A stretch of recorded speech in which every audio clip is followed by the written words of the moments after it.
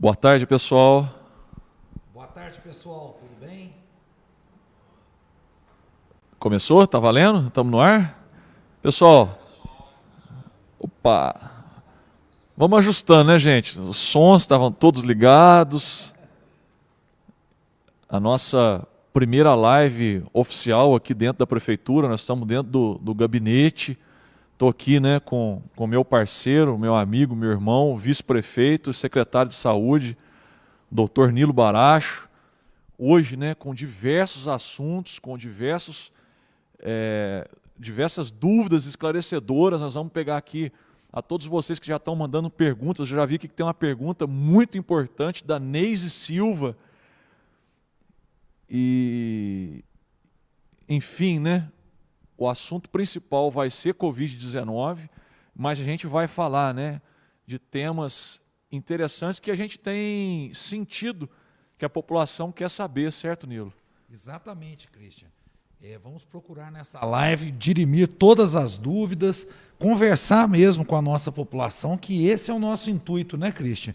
E a gente sabe que a melhor forma, né, das pessoas entenderem o problema da pandemia é com informação. E nada melhor do que a informação na fonte. Aqui nós que estamos vivendo essa pandemia 24 horas por dia, já há um bom tempo, e nós darmos essa informação, né, de forma transparente e principalmente de fonte segura.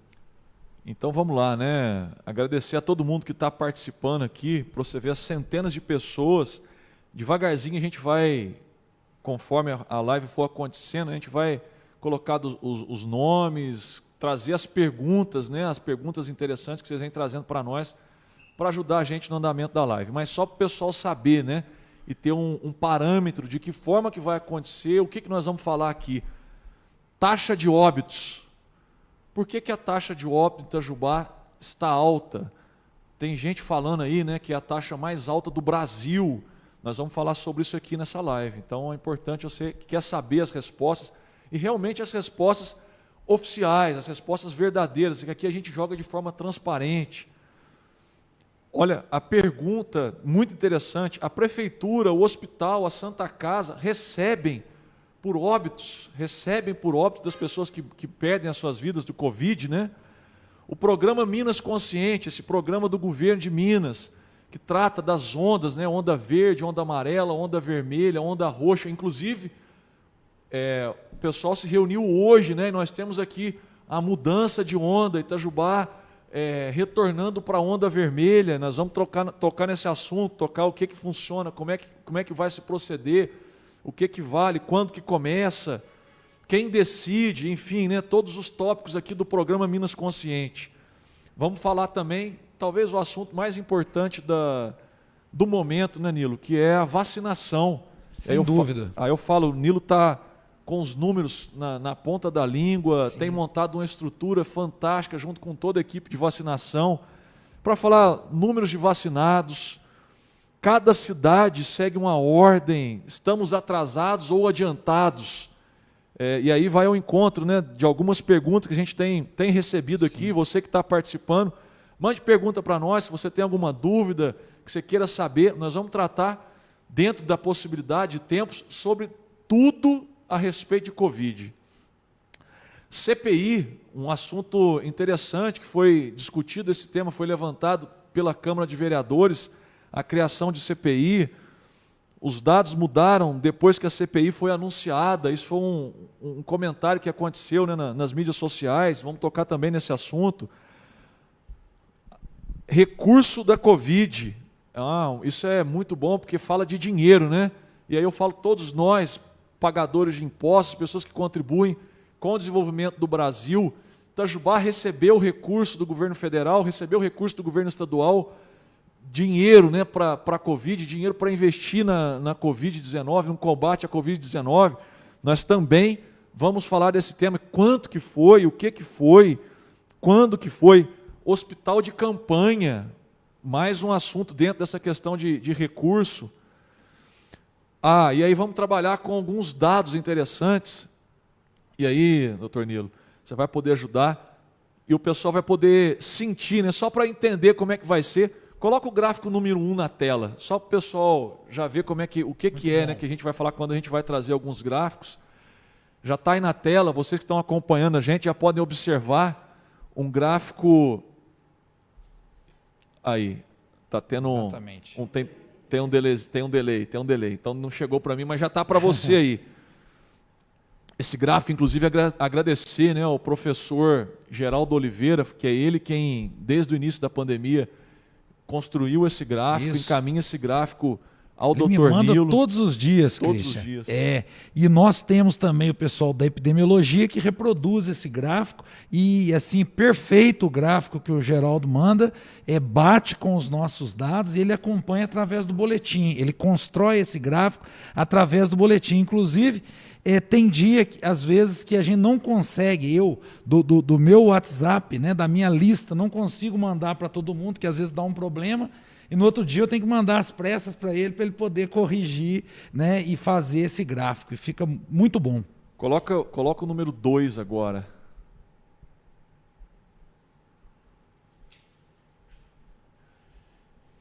Tá aí? Já está chegando para nós. Esses dois gráficos, sabe, gente, é só para vocês sentirem e entenderem um pouquinho de como que vai ser a live, vai ser um bate-papo, mas a gente também está trabalhando com alguns recursos que são muito importantes para que você saiba, né, todo o processo, tudo o que aconteceu aqui em Itajubá, né, desde o início da Covid-19 no Brasil e também aqui, porque esses dados falam de diversas cidades, falam enfim, do Brasil de maneira geral. Esse que está aí agora é a taxa, né, o índice de mortalidade em algumas cidades do Brasil, mas nós vamos mostrar isso daqui a pouco. Ô Christian, antes de tirar esse, é interessante deixar para o pessoal que está nos assistindo, já rapidamente, para falar qual das cidades ali é Itajubá. Tá? Fica aí o desafio e em seguida a gente vai falar sobre ele. Pode passar o outro. Agora pode tirar os gráficos. Para a gente já entrar no assunto da live. E vamos começar, doutor Nilo, com a primeira pergunta, que é essa que eu falei aqui, né, citei, mas porque tem várias pessoas também entrando nesse assunto. A Luziana Pereira Rangel também falou. Neise, né? A Neise levantou ela também, ela né, também, que vai ao encontro. Paulo, A pergunta ela é muito parecida, né? Mas eu vou voltar na Neise, como a gente citou, agradecer, né, aqui a todos vocês que estão participando da live conosco, a todos vocês que estão mandando os seus comentários, as suas perguntas. Isso é muito importante para você que participa e para a cidade de Itajubá, né? Aqui, vamos lá, a Janaína Quirino, Fernando Bissacô, Rogério Raimundo, a Sônia Marli, Evelise, Musa, Rosileia, Marcos, Valdinei, Glauciete, João Palma, Júnior Duarte, Aline Santos, Elza Lopes. E a gente vai devagarzinho citando e agradecendo a presença de todos vocês. Mas vamos na pergunta da Neise Silva. Doutor Nilo, sim, queria saber quando vai ter vacinação para quem tem 67 anos. Porque São Paulo e Rio já está com quem tem 60 anos. É uma pergunta muito boa, Christian, que a gente tem trabalhado, né, em cima disso, vivenciado essa vacinação, como você falou muito bem. E aí é o seguinte, a vacinação, ela tem um plano nacional que rege, então foi dividido em categorias, e o Ministério da Saúde, ele manda, de acordo com a disponibilidade de vacina que ele tem, ele manda para determinadas categorias, certo? E realmente é humanamente impossível, mesmo o Ministério usando um critério da equidade, mandando proporcionalmente igual para todo mundo, teoricamente, é impossível todos estarem no mesmo ponto. E aí eu começo a explicar. A Neise mesmo cita São Paulo e Rio de Janeiro. Isso é notório, essas duas cidades, elas estão realmente... parece, né, um passo à frente da gente. Não era para estar, porém, a gente tem a produção de vacinas nesse estado, do Butantan e na Fiocruz. Já tem a facilidade de ser distribuída mais cedo, né? Porém, mesmo na nossa região, a gente tem diferença. E aí eu explico que é o seguinte, por exemplo, em Itajubá, a gente tem um programa de vacinação, Cristian, que é reconhecido em todo o sul de Minas como o melhor programa de vacinação. Inclusive, quando precisa treinar o pessoal técnico de enfermagem, técnico, enfermeiros e outros profissionais, a nossa coordenadora, a Rose, e sua equipe é que é chamada. Então, o que acontece? Nós temos esse know-how. Então, a gente gosta de vacinar de acordo com a idade. Então, a gente termina os 70 anos e vai para os 69, vai para os 68. Então, amanhã nós vamos vacinar os 67 anos. Ontem nós vacinamos 68 anos. E hoje vacinamos a D2 de pacientes, de pessoas acima de 70 anos. Então, o que acontece em alguns municípios? Eles abrem, se é de 65 a 69 anos, eles começam a vacinar 65, 66, 67, 68, 69, tudo junto. E aí dá a impressão que eles estão à frente, mas na verdade não é isso que acontece. Nós já fechamos até 68 anos. Certo? E amanhã a gente abre para 67. É lógico que muitas vezes, se eu abro a vacinação para 68 anos hoje, a pessoa não consegue vir. Não tem problema. Outro dia, isso é importante a gente falar também, né, Cristian? Se perdeu, com certeza a gente vai ter pelo menos mais uma, 2 ou 3 oportunidades para a pessoa se vacinar. Então, amanhã a gente tem 67 anos e mais. Quem de 68 não vacinou, 69, por aí vai. Agora, por outro lado, todos os acamados nossos de 65 a 69 anos foi vacinado. Então, Itajubá também está de 65 a 69 anos vacinando. Isso é de acordo com um documento. Cada remessa que sai do Ministério da Saúde, ele vem para a gente. E nós estamos cumprindo fielmente. Mas tem essas diferenças. Agora, São Paulo e Rio, a gente não sabe por que estão à frente. Inclusive, São Paulo, Cristian, alterou até a ordem de vacinação e está vacinando professores. E aí uma informação muito atualizada é que o nosso governador Zema também está pedindo autorização para o Plano Nacional de Vacinação contra a Covid-19 para também começar a vacinar os professores, uma vez que com a diminuição dos casos e a gente indo, principalmente os municípios que estão aderidos, que é o caso de Itajubá, ao Minas Consciente, indo para a onda amarela, a gente já pode abrir as escolas, né? Então é importante, sim, essa atitude do nosso governador para tentar também mudar essa ordem e poder vacinar os profissionais de educação.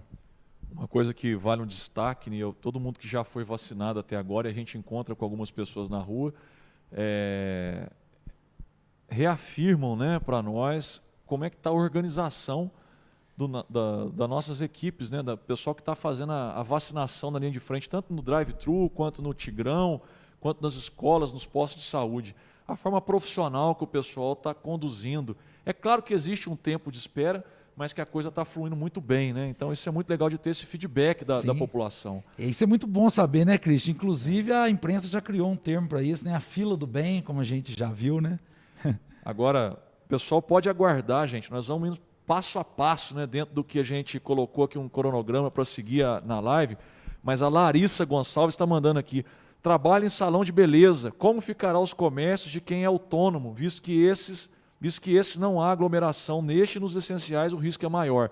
Nós vamos abordar esse assunto também na live, viu, Larissa? Então, a você e a todo mundo que trabalha no comércio, principalmente como prestador de serviço, né, a gente vai abordar esse assunto quando a gente for falar do programa Minas Consciente. E agora entrando aqui, né, que seria o primeiro tema, o início, né, a gente vai falar sobre a taxa de óbitos. Sim. E aí, para falar sobre a taxa de óbitos, é interessante que tenha uma história. E aí eu vou pedir para que o pessoal coloque aqui aquele gráfico 1, Nilo, que a gente apresentou aqui, né, no início, para que o pessoal entenda o que é aquele gráfico, como é que funciona, quais são os números, o que veio acontecendo, né? A tão falada onda, primeira onda, segunda onda, pode ter uma terceira onda. Sim. Então, quem está nos acompanhando, né, vai ver na tela aí, mas o que será que são esses traços? O pessoal vai poder pegar, né, e ver que a gente tem do lado esquerdo do gráfico o número de pessoas que foram a confirmação da Covid por dia. Então vocês veem, né, que a gente tem numa primeira onda, ali que tem um pico dela lá em setembro, a gente chegou ali com quase 50 pessoas que foram confirmadas com a Covid. E na segunda onda, que é o atual momento que nós estamos vivendo agora, né? A gente teve o pico dela lá no dia 2 de março, com 150 pessoas, 150 casos confirmados por dia. Então esse gráfico mostra exatamente isso. Então a pessoa vai vendo, né, essa evolução, toda aquela loucura que a gente viveu em 2020, lá agosto e setembro, com um fechamento do comércio, paralisação da cidade, é aquela ondinha lá embaixo. Ó. Exatamente. E olha o que a gente está vivendo agora, né?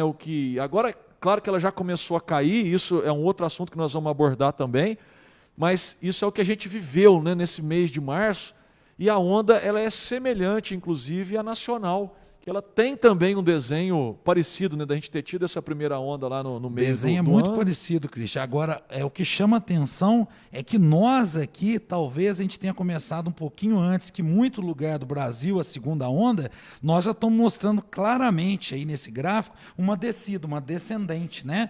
Ainda em termos de Brasil, se pegar uma média, nós não temos isso. Mas aqui a gente tem. E Manaus, por exemplo, que teve uma primeira onda, a segunda onda, desculpa, antes da gente ainda, ela já desceu a segunda onda e, infelizmente, está dando sinais de uma terceira onda.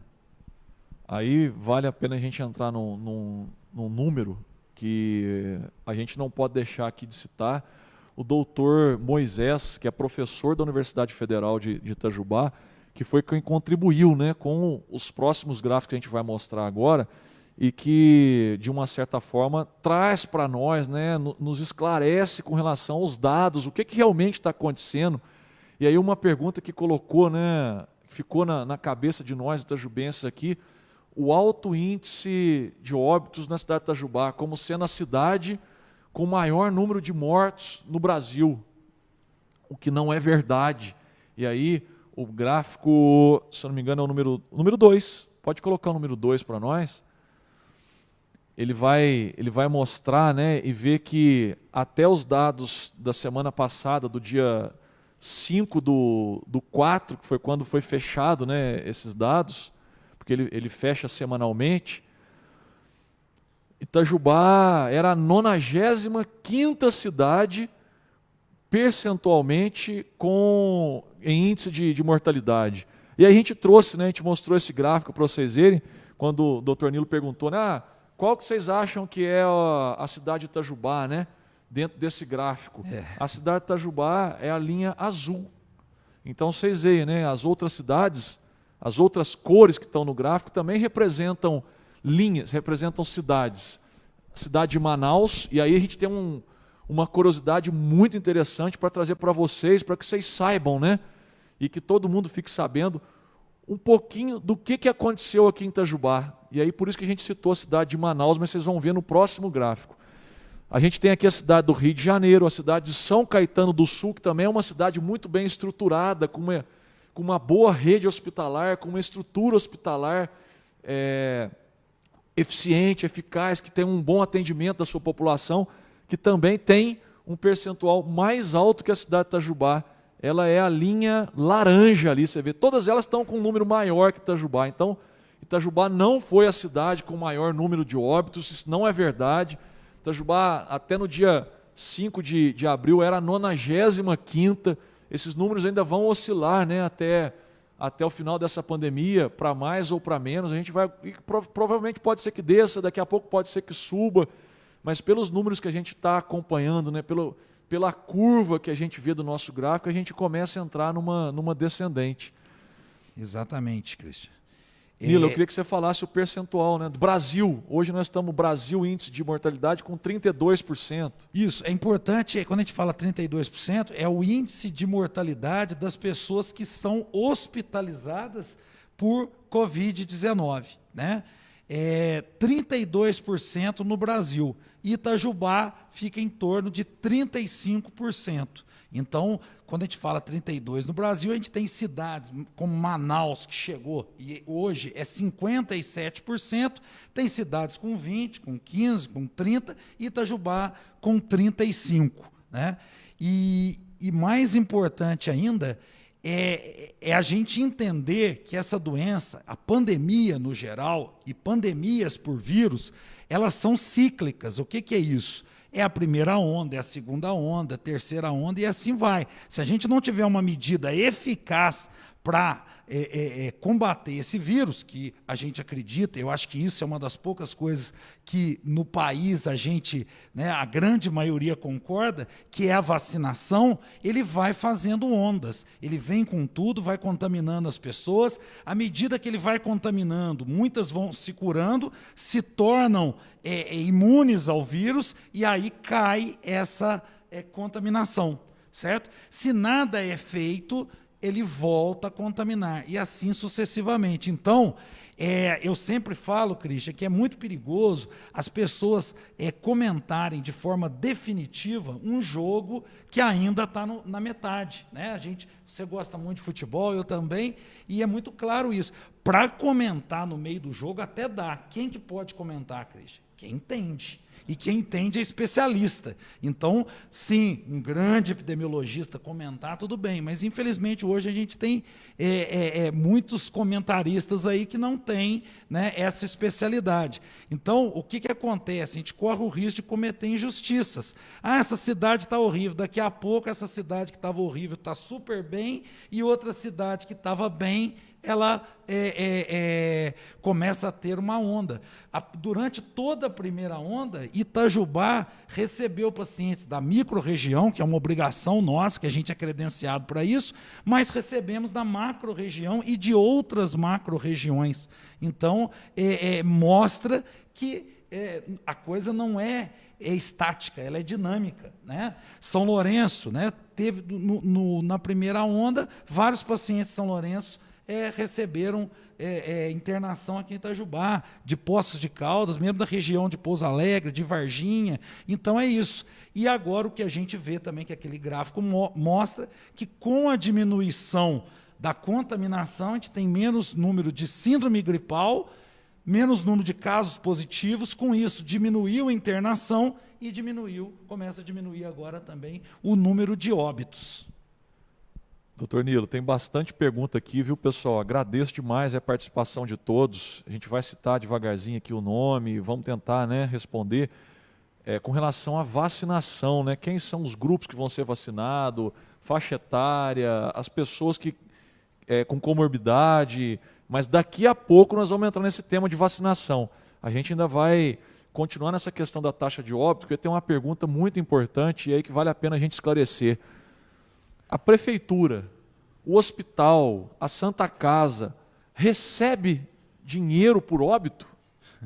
É porque isso foi uma coisa que rodou na internet e a gente está aqui para esclarecer, para deixar a coisa realmente transparente. Na verdade, Cristian, essa é uma fake news, né, que a gente viu e ela é recorrente. Ela sai das redes quando vê alguém requenta isso. Essa notícia do mal é uma notícia que só traz coisas ruins porque ela é totalmente inverídica, né?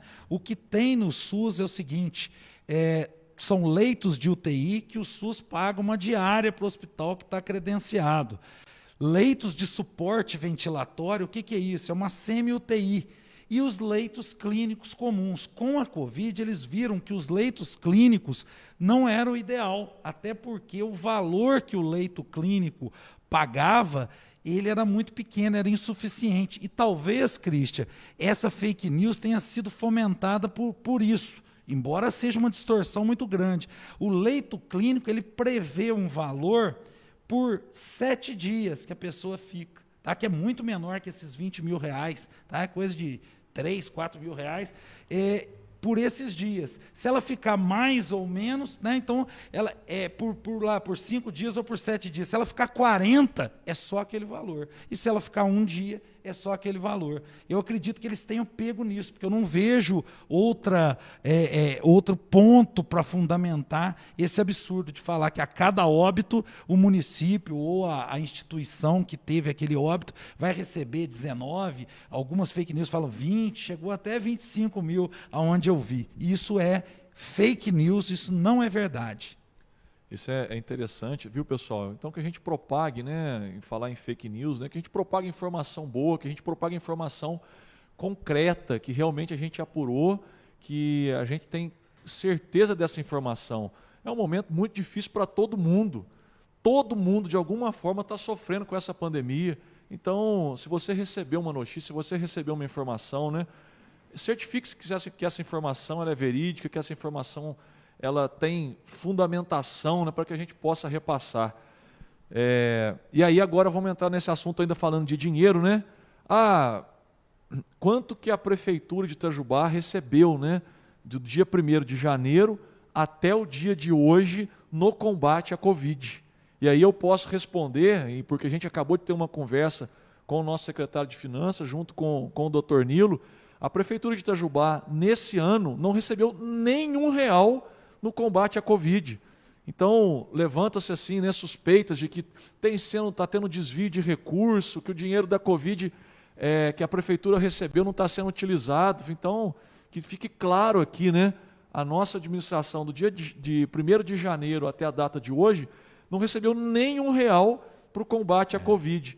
Inclusive, né, toda a estrutura de vacinação, quando a gente precisa deslocar com viaturas para buscar a vacina, montagem de tendas, hora extra do pessoal, a estrutura que a gente monta nos finais de semana com as nossas equipes, nada disso está sendo tudo custeado com recurso próprio aqui da Prefeitura para bancar essa estrutura toda até agora, né, da Covid nesse ano. O Cristian, é muito importante ressaltar que as pessoas confundem, né? A pandemia começou o ano passado e realmente o governo federal fez aportes, né, importantes para a pandemia, mas no ano de 2020.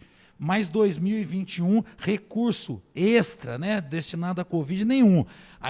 Mas nós temos que lembrar o seguinte: hoje nós temos o Hospital da Santa Casa que tem leitos de UTI, de suporte ventilatório, credenciados. Então, esse valor está vindo para custear. Mas também não veio desde novembro, final de novembro. Então, dezembro não veio, janeiro não veio, fevereiro não veio e começou a vir em meados de março, mas para custear um leito que está credenciado. Agora, o ano passado vieram vários valores, né, para incentivo mesmo, para custear a Covid de uma forma geral. E isso é muito importante. E o município de Itajubá é um dos municípios que está rigorosamente em dia com essa prestação de contas, né? Se você quiser saber mais, é só entrar no site do TCE, do Tribunal de Contas do Estado, porque a gente coloca quase em tempo real. Faz-se a despesa, Cristian, o empenho, a gente já coloca a cópia, né, digitalizada do empenho, da nota fiscal, tudo lá no TCE. E também a Prefeitura tem respondido a todos os questionamentos da Câmara em relação a isso. Então, requerimentos têm sido respondidos, mostrando onde esse valor do ano passado foi investido, e lembrando que muita portaria do Ministério da Saúde, ele vem para a Secretaria, que é o Fundo Municipal, mas ele é destinado diretamente ao Hospital de Clínicas ou à Santa Casa, que são as duas instituições que nós temos aqui na cidade, que atendem o SUS, e que, graças a Deus, nós temos, isso é muito importante, agradecer tanto a Santa Casa quanto ao Hospital de Clínicas, porque isso assim, tem sido o divisor de água no combate dessa pandemia. Muito importante a gente ter essas duas instituições. Então, o dinheiro vem para cá e a gente repassa para eles. E a gente reforça aqui e agradece, né, a Deus por a gente ter essas duas instituições que não cuidam só da cidade de Itajubá, como a gente falou aqui, são instituições que cuidam da nossa micro-região e, às vezes, até da macro-região, porque a gente recebe paciente aqui de diversas cidades. E a Santa Casa e o hospital estão fazendo um trabalho incansável também. Eu falo que está todo mundo estafado com tudo que está acontecendo. Uma pergunta, né? Olha para vocês verem que legal. E nós vamos tratar aqui do Eusébio de Souza Arantes. Com a soma dos contaminados, junto com os assintomáticos, junto com os vacinados, vocês têm ideia da percentagem, do percentual de imunizados em Itajubá? Muito boa pergunta, Eusébio. Interessantíssimo. Como todas as perguntas que o pessoal tem mandado aqui, é muita gente mandando muita pergunta e devagarzinho nós vamos colocar as participações de vocês aqui. É uma pergunta muito boa, Sim, Nilo, muito porque a boa. gente conversa muito a respeito Sim. disso, né? Porque a gente tem registrado, e dá até para levantar aqui pelo pelo boletim diário que sai, 6.876 pessoas confirmadas. Sim. Mediante o teste, mas aí o Dr. Nilo, né, como especialista da área, já tem uma estimativa que é um número bem maior, considerável, Sim. já pegou a doença como assintomático. Sim. E aí a gente junta, né, com hoje, passando aí de 13 mil pessoas vacinadas, é um número que a gente ia trazer para vocês lá na vacina, mas a gente já está aqui colocando, e daqui a pouco, quem sabe, a gente pode destrinchar esse número. Então, eu queria que você falasse, doutor Nilo, com relação a esse bom número que é interessante para Itajubá. Muito interessante, a gente conversa muito sobre isso, né? A gente faz esse cálculo, Eusébio. Eu com o Christian, toda hora a gente está conversando e fazendo isso aí, esse exercício. Mas assim, o que nós vamos falar aqui não necessariamente tem uma precisão tão grande, né? O que é preciso é o número positivo, como o Christian falou muito bem, que foram diagnosticados pelo teste. Existem trabalhos científicos, Eusébio, mostrando que a cada positivo que você tem, e aí varia muito. Teve época da pandemia que já variou para 10. Hoje, como todo mundo está testando mais, varia de 1 para 4 e 1 para 5. Então, vamos arredondar para 7 mil. Se a gente colocar 1 para 4, seriam 28 mil pessoas, teoricamente, imunizadas, né? E também a vacinação. Nós temos 13 mil, mas que receberam a primeira dose. Isso é muito importante. Com a primeira dose, você ainda não está totalmente imunizado, né? Precisa ser de 15 a 21 dias após a segunda dose. Mas se a gente considera ali 28 mil mais 13 mil, e considerando que os 13 mil estão imunizados, a gente tem 41. Então, nós já temos aí 40% da população imunizada. Esse é um cálculo que a gente faz, né? Como eu disse, não tem alta precisão, porque é uma estimativa, né, parte dele, baseado em trabalhos científicos, que os cientistas estão quebrando a cabeça e se atualizando com a pandemia para fornecer essa estatística. E por que isso? Né? Porque muita gente, como o Eusébio falou muito bem, né, assintomático, então ele passa desapercebido. E ainda, essa estatística que eu vou falar, ela é válida. A Covid-19, 80% das pessoas passam por ela sem nenhum sintomas ou com sintomas muito leves. E 20% precisa de hospitalização. Desses, 15% resolve bem com leitos de suporte ventilatório e, infelizmente, por volta de 5%, em algumas situações um pouco mais, vão evoluir, né? Não evoluem bem, então precisa de um suporte maior, que é o leito de UTI e o procedimento de intubação. Perfeito, doutor Nilo. Pessoal, para você que está chegando agora na live, né, a gente está falando aqui sobre a taxa de óbitos. Vamos entrar ainda no assunto do Minas Consciente, que é esse programa do governo estadual, do qual Itajubá faz parte. Vamos falar de vacinação, vamos falar da CPI, vamos falar de... a gente já tocou no assunto, né? Recurso Covid, a gente até antecipou aqui, estamos mostrando alguns gráficos. Então ainda tem diversos temas, diversos assuntos para a gente abordar na live e que a gente tem recebido aqui perguntas de todos vocês que estão participando, que contribuem, né, para que a gente possa ter esse bate-papo e esclarecer todas as dúvidas, que é dessa forma que a gente fala que nós vamos conduzir a nossa administração de maneira muito transparente e clara para toda a população de Itajubá. Então agradeço a todos vocês que estão nos acompanhando aqui e vamos numa pergunta polêmica e que também rodou a cidade e que é muito importante que a gente trate desse assunto aqui agora, apesar de não ter uma relação direta com a prefeitura. Pergunta que você vai poder responder também, doutor Nilo. Pô, vamos lá, Christian. Pergunta escolhida a dedo, ó. Opa! Arlete Carvalho. Muito obrigado, viu, Arlete? A todos vocês que estão mandando perguntas aqui. E quanto à bactéria no Hospital das Clínicas, no Hospital de Clínicas, tão comentada, procede? Muito boa a tua pergunta, Arlete. Acho que isso aqui vai esclarecer muitas dúvidas. Sim, sem dúvida, Arlete. Obrigado pela pergunta. Ontem nós estivemos na Câmara Municipal, né, num convite que a Câmara fez a todas as instituições de saúde, né, do município. Então, eu estive como secretário de saúde, o Hospital de Clínicas também foi representado, a Santa Casa, a Unimed e o CEAM.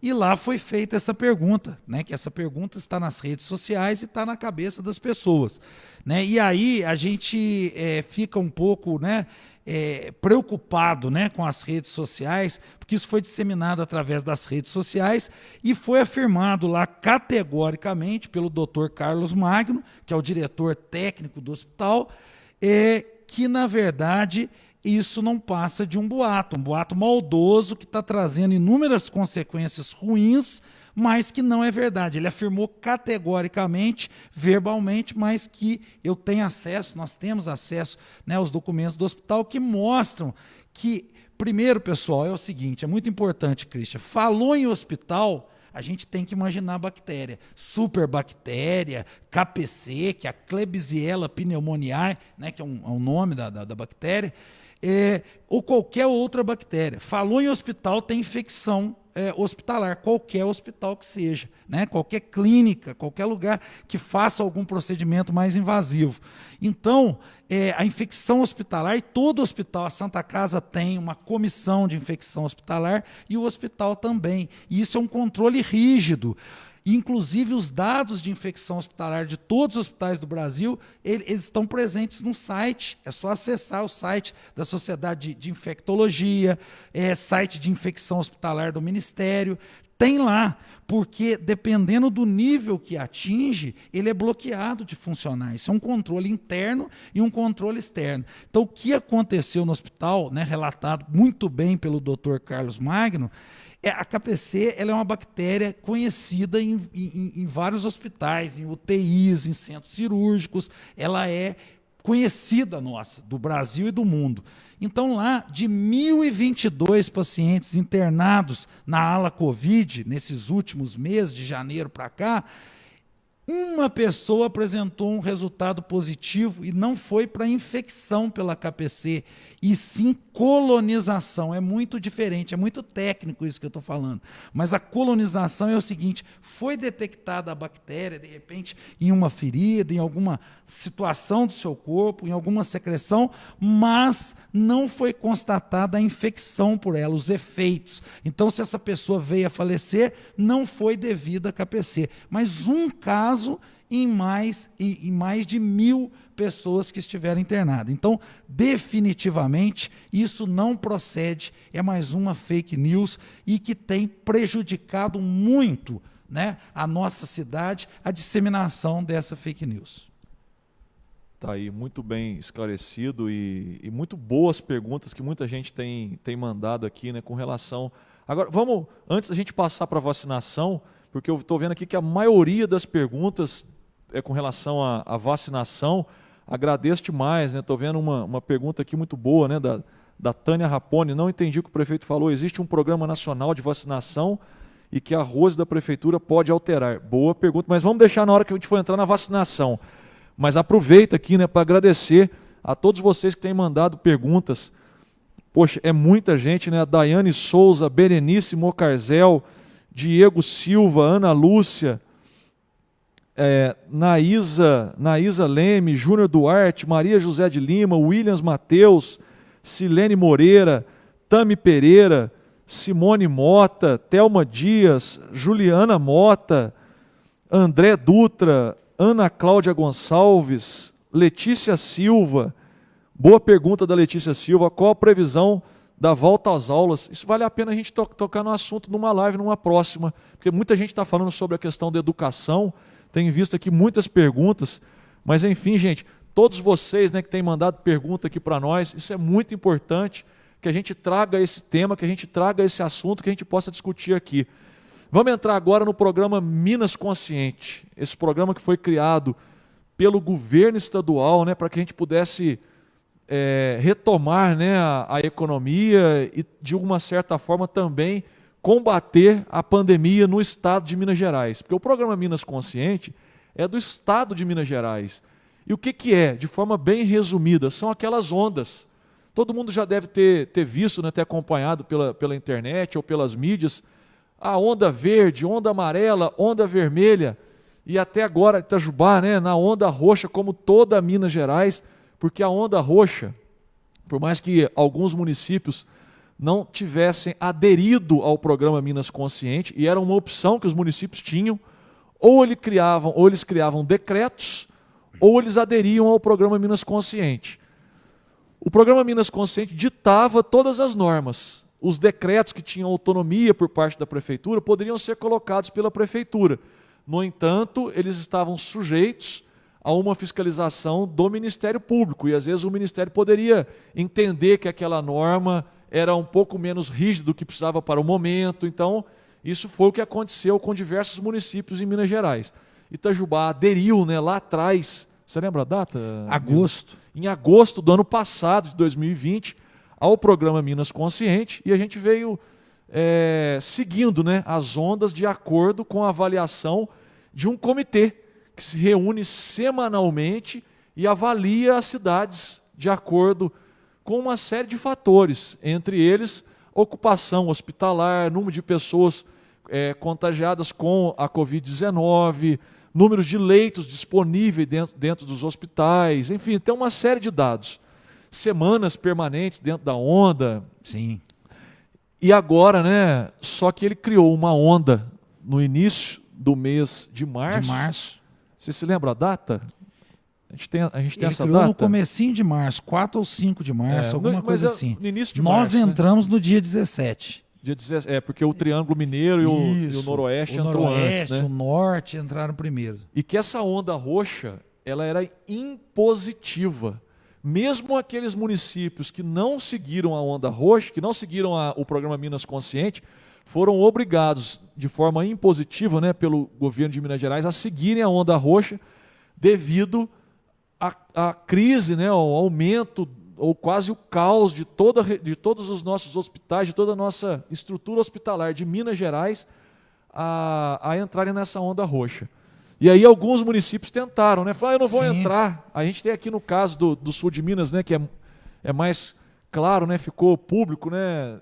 Varginha, São Lourenço e Delfim Moreira. Isso. Varginha, e Santa Rita também do Sapucaí. Santa Rita é mais. Varginha, logo que ele não aderiu à onda roxa, o Ministério Público acionou e o prefeito, o Verde, conhecido, né, nosso aqui, recebeu uma multa de R$500 mil por dia que ele não ficasse na onda roxa. E essa multa seria para o próprio prefeito, né, Christian? Não para o prefeito. E que também responderia criminalmente por cada óbito que viesse a acontecer, né, caso ele não aderisse. Isso também aconteceu aqui em Delfim Moreira. Mandar um abraço até, né, para todos os prefeitos aqui da nossa micro-região, que a gente trabalha sempre de maneira sincronizada, sempre nos reunindo para poder tratar dos assuntos, para poder discutir, né, a melhor forma de combater essa pandemia. Então isso aconteceu aqui também em Delfim Moreira. O prefeito Edivaldo recebeu uma multa lá de R$100 mil por dia, caso ele não aderisse à onda roxa. Então vocês veem que ela era impositiva.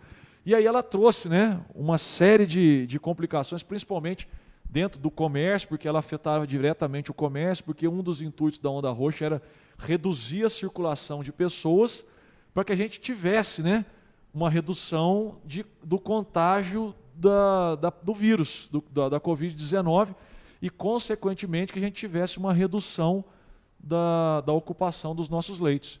E foi o que aconteceu aqui, a gente já vê, né, os nossos números começando a cair, os nossos números chegando assim, num estágio que dá para poder respirar, né, principalmente o pessoal que está trabalhando dentro dos hospitais. Porque realmente não estava fácil a gente que esteve fazendo essa visita, tanto no Hospital de Clínicas quanto na Santa Casa, né, doutor Nilson? UTI, né, no olho do furacão. Mudança de onda. Foi anunciado pelo governo que sairemos da onda roxa. Essa é a primeira informação. Sim. Foi agora há pouco, né, na hora do almoço, por volta de meio-dia, o governador Romeu Zema, junto com o secretário de Saúde e também a secretária de Governo, de Planejamento, eles deram essa coletiva e trouxeram essa informação, né, que a nossa macro-região do sul de Minas retornaria para a onda vermelha. E aí a todo mundo que está fazendo a pergunta, né, do comércio, mas eu vou poder abrir o meu comércio, eu vou poder voltar, né, principalmente aqueles que não estavam funcionando, que são os prestadores de serviço, cabeleireiro, manicure, pedicure, a onda vermelha permite o funcionamento Sim. de todo o comércio. Com restrições, Exatamente, né, Fernando? Christian? Maior distanciamento entre uma pessoa e outra de 3 metros, a ocupação dentro do estabelecimento é uma pessoa a cada 10 metros quadrados, então todo mundo tem que colocar na porta a metragem e a capacidade, então tem esses detalhes. Mas essa onda vermelha, ela permite, né, que todo o comércio, como o Christian falou, ele funcione, só que com esses protocolos. Academias, né, Christian, muito importante falar, ou seja, nesse momento nós acreditamos que nós estamos preparados. Agora é importante também entender por que nós tivemos esse efeito. Né? Porque o efeito da onda roxa em Itajubá é efeito na saúde, tá certo, pessoal? Porque a pandemia a gente tem que entender como um problema de saúde, um problema econômico, um problema social, não é isso, Cristian? E para os gestores, o gestor tem que buscar o equilíbrio, assim a gente acredita, entre tudo. Tanto é que, à medida que a gente ia mudando de onda, né, e principalmente agora, de janeiro, quando a gente assumiu até agora, cada onda que alterava, a gente sempre tinha um decreto para apertar um pouquinho, porque a gente entendia para tirar o melhor que aquela onda poderia oferecer. E dentro da onda roxa não foi diferente. A gente restringiu um pouco mais e a gente vê o resultado. Aí muitos vão falar, não, mas que resultado? É só comparar com outras cidades que só aderiram à onda roxa. Por exemplo, Itajubá chegou a 130%, 140% de ocupação, tanto em leitos de suporte ventilatório quanto UTI, Cristian. Hoje, né, nós vamos ter aí, no boletim de hoje, já dei uma olhada em alguns números, ainda o pessoal da epidemiologia está terminando, mas por volta de 50, 50 e poucos % de ocupação nos leitos de suporte ventilatório. Um baita resultado, né, expressivo. E da UTI, que é mais complexa, né? Saindo de 130% a 140%, hoje vamos bater abaixo de 90%, 88%, 89%. Tá bom, e não vamos citar nome de cidades, mas cidades um pouco maior que Itajubá, na região, que seguiu só a onda roxa, não restringiu um pouco mais. Está com 120%, 130%. Dá para todo mundo ver, é só olhar nos boletins aí, que são públicos, que são publicados no Facebook. Então, mostrar que o esforço de todo mundo valeu a pena. Para isso, nós temos que continuar. A onda vermelha, ela é um desafio para nós, né? Porque vai estar permitido tudo, com protocolos. Vamos seguir os protocolos. Seguindo os protocolos, a gente vai ter bom resultado, porque senão, infelizmente, a onda roxa ela existe. Né? Lembrando, Christian, que hoje, né, o Romeu Zema, o nosso governador, ele liberou por volta de 70% das regiões do estado. Ainda tem ainda por volta de 30%, né, um pouco menos, que ele já tinha liberado algumas antes da nossa, por volta aí de 25%, 30% que ainda estão na onda roxa. Então, se a gente piorar nossos parâmetros, a gente pode voltar na onda roxa. Lembrando que o comitê reúne toda semana. Essa informação é muito importante, pessoal, porque depende de nós, depende de cada um faça a sua parte. Tão bom seria se nós pudéssemos ir para a onda verde e aí a gente poder retomar, né, as nossas vidas, mas aí a gente precisa ter essa atenção com a utilização de máscaras, distanciamento, álcool gel. Eu falo que o brasileiro é um povo quente, né, de cumprimentar, de abraçar, mas nesse momento a gente precisa estar atento a essa questão. Vamos ter cuidado, porque dessa forma a gente não vai multiplicar, a gente não vai espalhar o vírus. E a gente não espalhando o vírus, daqui a pouco a gente vai regredir para a onda amarela, retornar para a onda verde, poder voltar à nossa vida e nós vamos derrotar esse bendito ou maldito vírus, né, que tem criado aí tanta perda, tanta morte. Agora, uma informação importante, né? Quando que a gente entra na onda vermelha? Porque eles reuniram hoje, deram essa informação e isso já vai valer a partir do sábado. Desse sábado. A partir do sábado, então, o parque, né, da cidade, o parque do Reborjão, os clubes aí, Country Clube, Clube Itajubense, todas as nossas áreas, 16 de julho, podem voltar a funcionar como o doutor Com Nilo bem toda a lembrou, né? restrição, com todo o cuidado, pode, né, Cristian? E é interessante que a regra sempre era reunião às quartas-feiras e na próxima segunda que valia a onda, né? Então, a Secretaria de Estado e o governo do Estado mudou um pouquinho isso. Eles reuniram na quinta, mas a onda já vale a partir do sábado e não a partir de segunda. Isso é muito importante. E aí vale um destaque aqui, sabe, doutor Nilo, o senhor participou em todas elas, a importância das entidades classistas, CDL, Associação Comercial, sindicatos de bares, hotéis e restaurantes, o CIMEI, todo mundo constantemente, né, desde o início da nossa administração aqui, reunindo conosco, discutindo, trazendo demandas. Então, isso tudo, né, de uma certa forma, contribuiu para que a gente conseguisse, né, ter esse entendimento. É claro que não é fácil para ninguém. Eu falo, nós somos favoráveis, a gente entende que tudo é essencial, mas quando a coisa vem positiva, e aí tem uma pergunta, não, mas quem decide em qual onda nós estamos? Como a gente falou aqui no início, esse programa é do governo do estado de Minas Gerais. Existe um comitê que se reúne, né, uma vez por semana, e lá eles analisam uma série de números, uma série de dados, e aí eles dão a nota, né? E essa nota coloca a região ou o município na onda verde, onda amarela, onda vermelha ou onda roxa, nesse momento. Porque essa é a terceira fase do programa Minas Consciente, que já teve outras fases, né? Sim. Em Itajubá, inclusive, quando teve a primeira fase, nós nem aderimos ao programa. Poucos municípios de Minas aderiram, né, Cristian? Pouco mais de 100 municípios. Hoje, dos 853, nós temos aí por volta entre 500 e 600 municípios que estão aderidos ao Minas Consciente, porque realmente ele modernizou e ficou um plano realmente interessante para os municípios. É muito importante, Cristian, o que você ressaltou, a participação dessas entidades classistas, porque são e nós temos certeza que serão, né, continuarão sendo grandes parceiras nossas, né? E é importante eles trazerem, né, a situação deles, mas também entenderam a toda a situação nossa, principalmente no âmbito da saúde.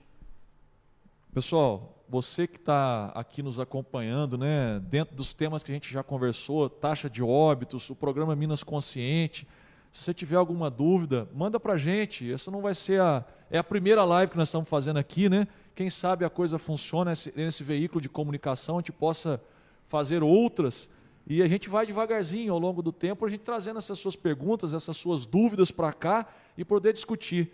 E olha que legal aqui a mensagem da Suelen Oliveira, e é uma mensagem que vale para todos nós, para todo mundo que está acompanhando. Obrigado, viu, Suelen, pela tua coragem de se colocar aqui, né? Por favor, vamos respeitar, só nós em família sofremos com esse vírus. É triste, vamos ajudar, pelo amor de Deus. Acho que esse é o apelo que a gente tem feito, né, desde o início da pandemia, todos nós, que é importante que cada um faça a sua parte, é importante que a gente tenha esse pensamento para com o próximo, porque vidas estão sendo levadas nessa pandemia, e se uma vida vai embora, é triste demais, pessoal. Só quem tem, né, esse amor, quem perdeu um parente, aí eu lembro muito de um comercial que foi feito no exterior, né, com relação a acidentes de trânsito. Você se lembra, Danilo? Que um repórter aí perguntava para uma pessoa: quantos acidentes ou quantas mortes no trânsito você concorda que aconteça? No país, na época, parece que era na faixa de 200 e poucas. Ele deu um número lá, 70. 70 eu acho que é um número aceitável de mortes por ano aqui no meu país. E aí o repórter mandou entrar, né? 70 pessoas, 70 familiares daquele que estava sendo entrevistado. E aí o repórter fez novamente a pergunta para ele, né? E agora? Quantas pessoas você gostaria ou você aceitaria que perdessem a vida de acidente de trânsito? E para a Covid, eu acho que essa matéria ela é muito atual, muito recente, e vale para todos nós. Quantas vidas da sua família, das pessoas que você ama, você concordaria que a Covid levasse? Tenho certeza que essa resposta para todos nós é zero.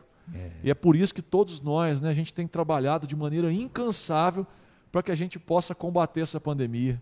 Mas é importante que cada um faça a sua parte, que a gente continue vivendo as nossas vidas, que a gente possa ir na nossa igreja rezar, orar, que a gente possa, né, vender, comercializar as nossas mercadorias nos comércios, que os profissionais de educação física possam dar as suas aulas, que a gente possa ir num restaurante, que a gente possa ir trabalhar para trazer o sustento para as nossas famílias, mas é muito importante que a gente atente a medidas simples, utilização da máscara, o álcool gel na mão, higienização das mãos, manter um certo distanciamento, evitar o toque nesse momento.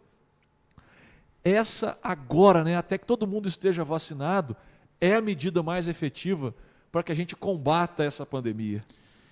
Sem dúvida, né, Cristian? A gente sempre fala que é hora de abaixar esse dedo, né, em riste para os outros e voltar o dedo para nós mesmos, para ver o que a gente pode fazer para se proteger, proteger quem a gente ama e proteger o próximo. Ótimo. Vamos para o próximo assunto então, pessoal. Mais uma vez, né, agradecer a todos vocês que estão participando conosco aqui dessa live, esse bate-papo, né, de forma assim, muito tranquila, muito transparente, trazendo a informação realmente do jeito que ela acontece. E aí eu falo, vocês, né, que estão participando aqui, poxa, olha, centenas de pessoas, o Fábio Montanari, Maria Cecília, Josiane Maia Brito, Marli Zambroni, Letícia Silva, Lena Santos, Júlia Souza, Mauro Augusto, Juliane Teixeira, Maria Piedade, Eliane Mônica, Isabel Cristina, Rosilda Emídio, enfim, todos vocês que estão participando conosco aqui estão sendo de extrema importância, são fundamentais para que a gente conduza aqui, né, esse bate-papo com vocês. E realmente é um bate-papo, porque vocês mandam uma pergunta, é claro que é muito difícil, né, a gente conseguir todas elas, mas devagarzinho a gente vai colocar aqui. Vamos entrar para o próximo assunto, que é um assunto que está sendo bastante perguntado, que é a questão da vacinação, doutor Nilo. Vamos lá, é o assunto do momento, né, Cristian? Sem dúvida. Número de vacinados. A gente comentou aqui, né, que hoje nós estamos passando dos 13 mil. 13 mil. E aí a gente já está chegando, né? A gente vacinou hoje o pessoal de 68 anos de idade, amanhã já vão para os 60. Vacinamos ontem, né? Hoje nós já fizemos a segunda D2, dose. Isso, no pessoal de 70, isso é muito bom. Porque a gente, Cristian, todo mundo quer que chegue a primeira dose, né? Para chegar a sua vez. Mas é muito importante a gente pensar que quando chega a segunda dose, é quando a gente vacina, é que a gente vai garantir para aquela pessoa, depois de 15 dias ou 21 dias, que ela está imunizada. E isso vocês vão ver. Nós estamos vacinando o pessoal de 70, né? Já vacinou 80. Vocês vão ver, vai diminuir sensivelmente a internação dessa população. De 80, de 70, daqui uns dias chega a segunda dose para os de 60, e aí vai diminuindo cada vez mais a internação desse público. Então hoje nós passamos a marca de 13 mil, né? Pessoas vacinadas com a primeira dose. Uma notícia muito importante, as últimas 2 remessas que nós recebemos, ela foi justamente, né, a maior parte dela para essa segunda dose. O Ministério da Saúde mandou mais vacinas para a segunda dose, para quê? Já que nós estamos na fase dos idosos, para antecipar a D2, né, a dose 2. E o que é antecipar? Não é fazer nada errado, tá? As vacinas, como todo, né, insumo, tipo medicamento, ela tem uma bula. Então a vacina da Coronavac, a segunda dose, ela é de 2 a 4 semanas. O Ministério estava usando 4 semanas, mas ele quer antecipar, então a partir de 14 dias que você tomou, o município tendo a vacina para fazer a D2, já pode fazer. Mais interessante ainda é a da AstraZeneca, né? Porque é difícil, eu fico imaginando o pessoal que toma a primeira dose da AstraZeneca, é só depois de 3 meses a segunda dose. Se a imunização só vem com a segunda dose, né, é um tempo muito grande. Com essa antecipação, a gente vai poder vacinar 45 dias após a pessoa tomar a vacina da AstraZeneca. Isso é muito interessante. Por outro lado, o município de Itajubá, nós estamos ativos, né? O prefeito Christian, juntamente comigo, nós estamos trabalhando incansavelmente também para buscar cada vez mais vacinas para Itajubá. Todos vocês têm acompanhado, né, que hoje já está legalizado, já foi aprovado, né, a compra de vacinas, a aquisição de vacinas pelo município. né? E por entidades também. E nós estamos fazendo isso. Isso é muito importante, né? Muita gente aí comentando, né, que se Itajubá comprou, outros municípios compraram. Não. Ninguém conseguiu comprar ainda. O que todo mundo tem, Itajubá também tem, são cartas, né, carta ou cartas de intenção de compra de vacina. E isso, Itajubá tem vários, né, que a gente já se antecipou e fez. No momento, não tem nenhum município brasileiro que já recebeu vacina comprada, né? Seja por consórcio ou por ele mesmo, não é isso, Cristian? Agora, nós temos alguns contatos que nós já fizemos, inclusive documentado, né? Que você já assinou, e assim que liberar todos os trâmites para importação para esse tipo, né, de modalidade, Itajubá vai sair na frente, sem dúvida. Essa foi uma das perguntas, né? Várias pessoas comentando. Sim. O Alexandre Ababa, compra de vacinas diretamente com fabricantes. Sim. É exatamente isso que o Dr. Nilo colocou aqui agora. A Prefeitura de Itajubá, né, nós conversamos muito a respeito, entramos em contato com representantes em especial aqui, né, que a gente acabou assinando o protocolo da AstraZeneca e da Sputnik. Então a gente tem esses protocolos de intenção de compra. É importante frisar, nenhum município no Brasil. O pessoal fala assim, mas tal lugar comprou. Não. Ninguém comprou ainda. A gente participa de um consórcio da Frente Nacional dos Prefeitos. Então são centenas de prefeituras e a gente, Itajubá, é uma das que participa, diferente do que foi divulgado lá atrás, quando criaram esse consórcio. Eu falo, Itajubá não está participando. Isso não é verdade. A gente está atento a todas as informações, a todas as possibilidades. A gente também, né, temos assinado o protocolo de intenção de compras com o fabricante e também com empresas que representam aquela vacina, mas que fazem a importação dessas vacinas.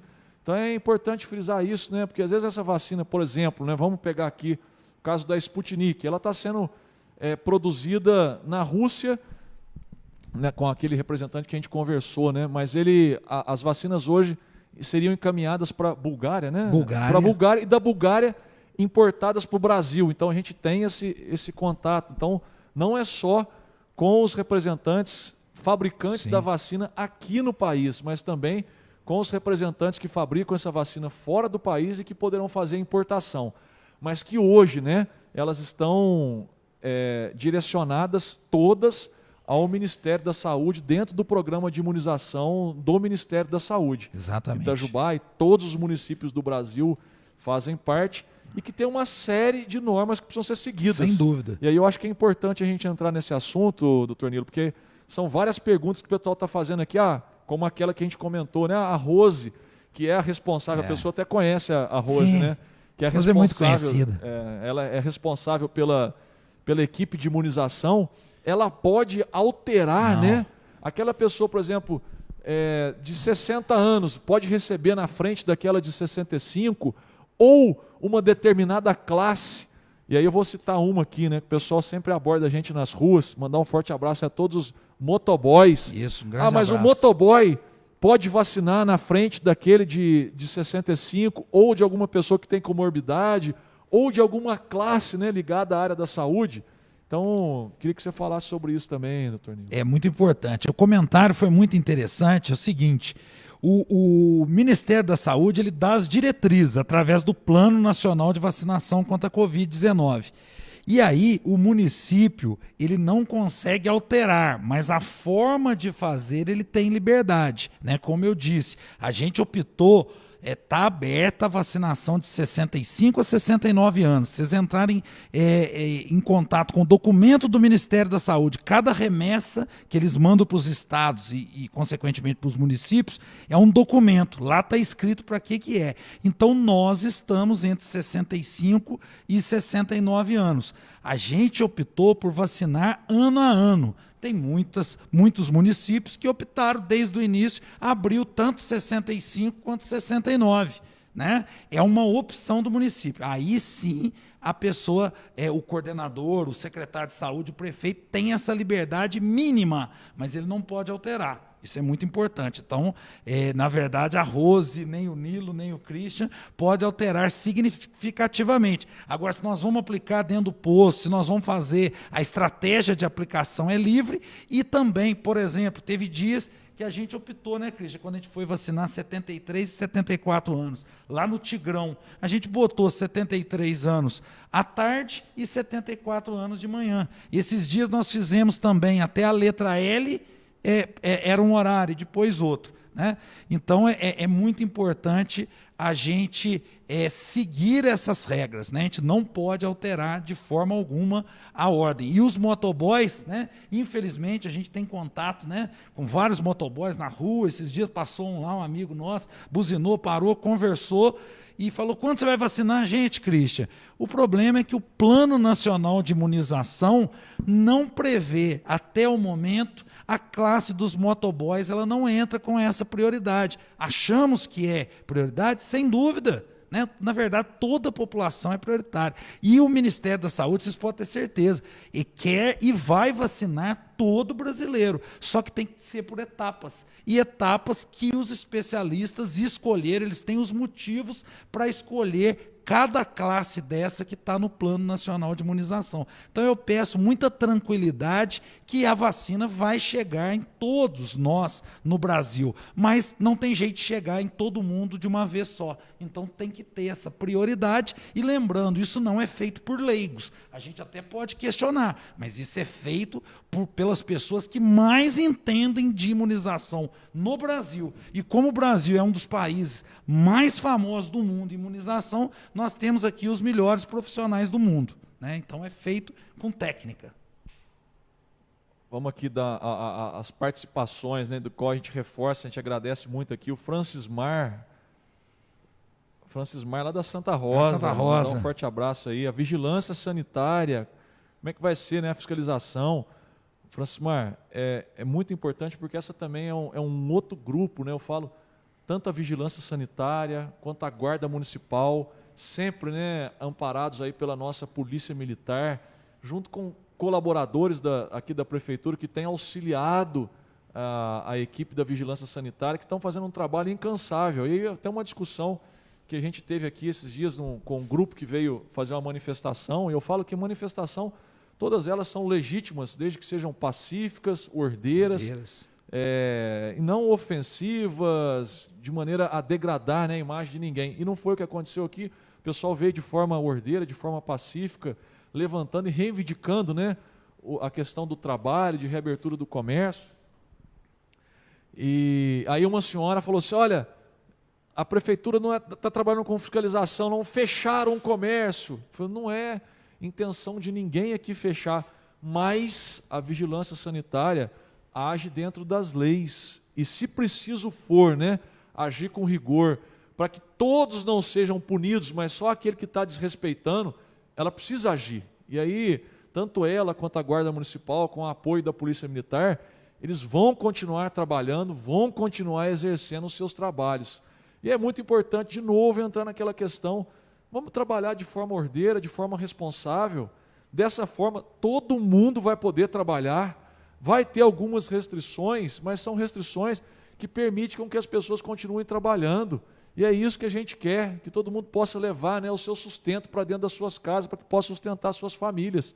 Então, se todo mundo cumprir, né, o que está sendo colocado, o que está sendo aqui imposto pelo programa Minas Consciente, a gente vai sair disso, e daqui a pouco a gente está na amarela, a gente está na verde, e vamos poder retomar as nossas vidas do jeito que a gente quer. Então isso é muito importante. Exatamente, Cristian. Então agradecer a participação aqui, né, do Francis Mar, do Aparecido Ivair, do Felipe Silva, da Edna Lopes, da Maria Costa, Isabel Cristina, Fanny Soares, Ângela Davi, Glaucio Cândido, Patrícia Cristina, muita Sérgio gente, Ribeiro. né, Cristian? Poxa, gente, que legal. que carinho. Evandro Faria, mandar um abraço, meu amigo. Essa comunicação direta com a população é essencial. Mantenha a população informada sempre. Evandro, e não é que é verdade, é muito importante, mas é tão importante quanto a gente comunicar, que o pessoal fique atento, né, a realmente informação verídica, informação que é concreta, que é verdadeira, E é isso que a gente faz aqui na nossa administração, sempre de maneira transparente, levando a informação a todos vocês. O pessoal está mandando um bilhete aqui para nós, né? Levanta aí, peraí, mais de 1 hora isso? Já estamos aqui mais de 1 hora? Ó, nem Puxa parece, vida. hein, Cristian? Poxa, pessoal, então eu agradeço, né? Peço desculpa para vocês aí da gente estar tomando tanto tempo de vocês. Sim. Mas é muito importante que esses assuntos sejam levantados e vamos dar continuidade aqui. Divulgação da lista das pessoas que foram vacinadas. Entregamos ou não entregamos a lista? Divulgamos ou não divulgamos essa lista? Esse é um assunto muito importante a gente tratar aqui, doutor Nilo. Muito importante. E aí eu falo, né, que essa lista, e aí tem diversas formas a gente pensar, a gente precisa pensar, não só a nós, né, como prefeito, vice-prefeito, mas como aquelas pessoas que vacinaram, como aquelas pessoas que não vacinaram. Mas é muito importante, sabe, gente, não existe nenhum esquema aqui na nossa cidade para passar alguém na frente, ou para prestigiar, ou para privilegiar aquele grupo, ou desprestigiar aquele grupo. A gente segue aquilo que... O que foi isso aí, gente, esse barulho? Espirro. Ô, saúde. Fica tranquila. Isso aqui, tá ó, todo mundo de máscara, né? Tá todo tranquilo, mundo de distanciamento, máscara. então não tem problema. Então é importante, né, que a lista foi entregue, né, por nós ao Ministério Público. Então, se tiver alguma coisa acontecendo que não está certa, que foi burlado lá, ele está analisando todos os vacinados. Cada remessa de vacinas que a gente chega e que a gente aplica nas pessoas vacinadas, a gente também atualiza essa lista ao Ministério Público. Agora também a gente entregamos essa lista, né, à Câmara Municipal. Então hoje, né, a gente entregou essa lista à Câmara, então Sim. Provavelmente os vereadores têm acesso a essa lista, eles podem acompanhar para saber quem vacinou, quem não vacinou. Se teve alguém que burlou essa lista, que isso pode acontecer. Sim. Vocês imaginam, hoje nós já estamos aí com mais de 13 mil pessoas vacinadas.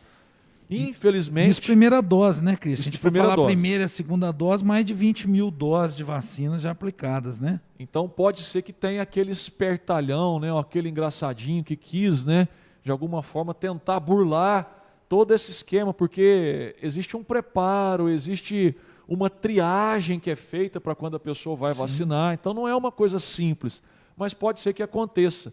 Mas é muito importante, né, que isso não acontece por parte ou por conivência nossa.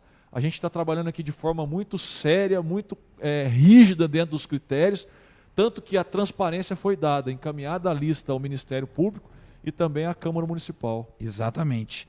Isso é muito importante. E assim, para o Ministério Público, né, principalmente, uma vez que a Câmara também, a gente tem conversa constante com o pessoal da Câmara, né, com os vereadores, Ministério Público, o Christian e eu fomos lá, conversamos, né, mantém conversas diárias com o promotor, mostrando essa transparência. Muita coisa já surgiu, né, uma notícia aqui, uma ali. Eu entro em contato com o Ministério Público, ó, o que aconteceu foi isso, passo tudo, documentação quando né, é sempre que se faz necessário. Então, além da lista, a gente tem uma relação muito próxima com essas instituições, né, que são muito importantes para fiscalizar o Poder Executivo, que é o Poder Judiciário através do Ministério Público e a Câmara de Vereadores. Então, ambas, como o Christian muito bem disse, já estão de posse da lista e a lista vem sendo atualizada de acordo com as remessas que chegam e que são usadas na população. A gente repassa essa lista. E aí tem uma pergunta que a gente sempre vê, né? Mas então por que a Prefeitura não torna pública essa lista, não divulga essa lista? E aí a gente tem um entendimento, né, depois de consultar, né, fazer algumas consultas a alguns órgãos que trabalham, né, na área de saúde, e aí existe até uma lei geral de proteção de dados que dá, né, que respalda essas pessoas que receberam a vacina, de que a gente não divulgue e torne público quem são essas pessoas, por uma série de motivos.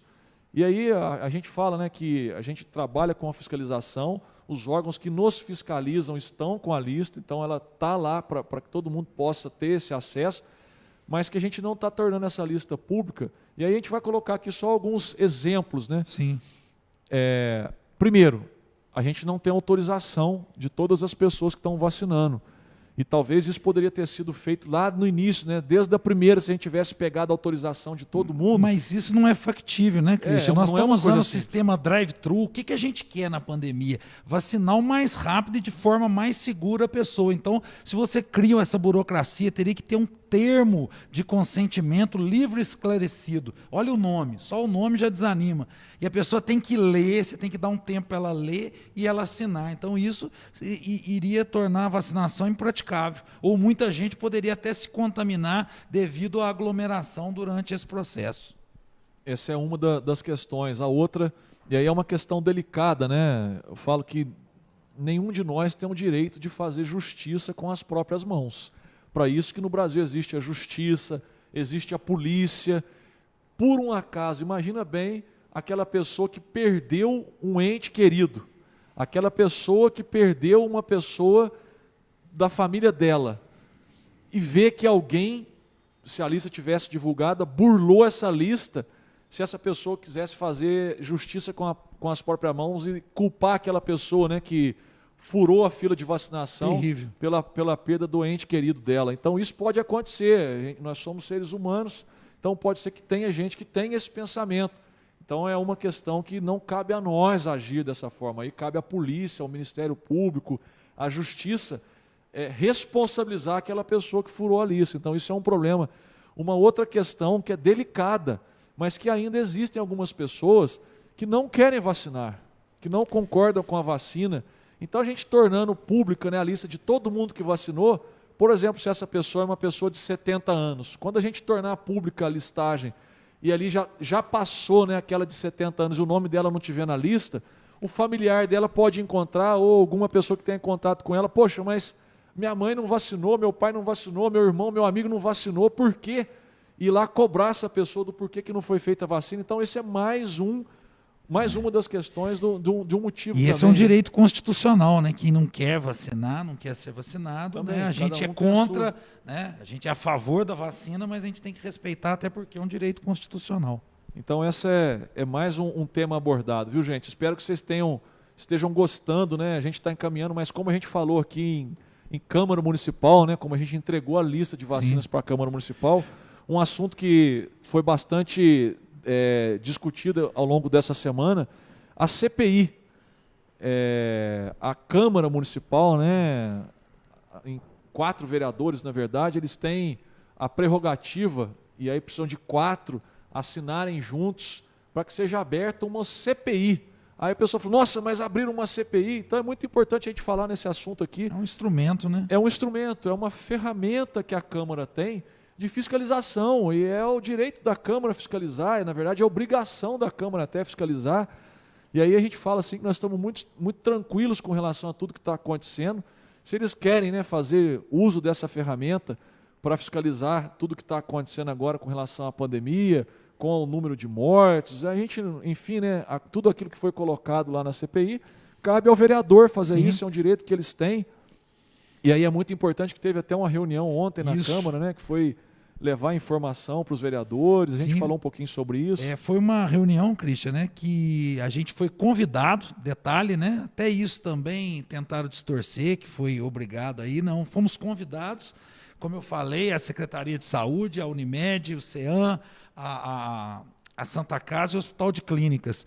E foi uma reunião que durou 4h15, desde a hora que foi marcado, 1 hora. Mas foi uma reunião prazerosa, que todo mundo, os vereadores, fizeram todas as suas perguntas, que a população tem dúvida, mas de uma forma muito interessante, muito gentil, entendendo a situação, e ao final dessa reunião, a satisfação estava no rosto de todos, tanto nós convidados, Christian, como todos os vereadores, que eu fiz questão de perguntar para todos, e todos estavam felizes e explicitaram isso, né, para mim, ou até mesmo na gravação, muitos se mostraram muito satisfeitos, que todas as perguntas foram respondidas de forma clara, e tudo que foi falado lá existe forma fácil de comprovação, a gente pode comprovar. Então, realmente, eu fiquei muito feliz de ver que, embora, né, a Câmara como você falou muito bem, tem direito de usar esse instrumento, essa ferramenta. A reunião de ontem foi assim, muito tranquila, muito clara e que dirimiu, assim, se não todas as dúvidas, praticamente todas as dúvidas. Então eu fico muito tranquilo quanto a isso e, como você falou, a gente é cumpridor, né, de tudo que nos é colocado ou imposto. E vamos participar da melhor maneira possível. E é interessante frisar, né, que existe um comitê de enfrentamento, executivo de enfrentamento e comitê prevenção. executivo de enfrentamento e prevenção da Covid-19, exatamente, do qual faz parte, né, a Prefeitura de Itajubá. E aí a gente tem alguns membros aqui, prefeito, vice-prefeito, secretário de saúde, secretário de finanças, procurador jurídico, a secretária de comunicação, o nosso secretário de coordenação geral e gestão, e também, né, fazem parte desse comitê que trabalha, né, no enfrentamento, a Câmara Municipal, representada pelo presidente da Comissão de Saúde, que é o vereador Dr. Kenner Maia, sim, que também nos auxilia, nos ajuda e dá a sua contribuição. Mas também, né, nós temos aqui membro do Hospital de Clínicas, membro da Santa Casa, membro da Unimed, membro do CEAM e também do Ministério Público e do Conselho de Saúde, representando, né, a sociedade civil organizada. Então, vocês veem que existe, né, uma estratégia, a gente não está aqui, né, brincando, a gente tem trabalhado de forma incansável no combate à pandemia. É triste que a gente perca uma vida, que a gente tenha alguém precisando se deslocar até um hospital, mas que a gente está aqui, né, fazendo o nosso dever, o nosso papel. E aí, né, dentro dessa questão, ligação com fiscalização, eu já tinha falado, né, a gente já conversou aqui sobre recursos, e aí uma das perguntas que tem pipocado, né, e tem acontecido bastante na mídia, o que foi feito com o recurso para a construção do hospital de campanha? É muito importante que o pessoal saiba, gente, que não veio recurso para a construção de hospital de campanha. Isso foi uma ideia que surgiu lá atrás, da possibilidade de que a gente construísse um hospital de campanha. Mas aí, né, mediante as conversas, tanto com o Hospital de Clínicas quanto a Santa Casa, a gente viu que estrutura hospitalar aqui, tanto que ninguém aqui em Itajubá perdeu a vida por falta de atendimento. Ninguém aqui deixou de ser atendido. E um hospital de campanha não é só a estrutura, você precisa também da equipe médica, das enfermeiras, dos técnicos de enfermagem. E o mais importante, né, Christian? Não tem previsão nenhuma de apoio do governo federal, estadual, ou seja, o recurso que tantas pessoas afirmaram que nós recebemos, na verdade, não recebemos porque ele não existe. Não está previsto recurso para o hospital de campanha. Então a gente optou, porque local a gente tinha, parceiro para isso a gente tinha, que era a Unifei, que cedeu o Poli, né?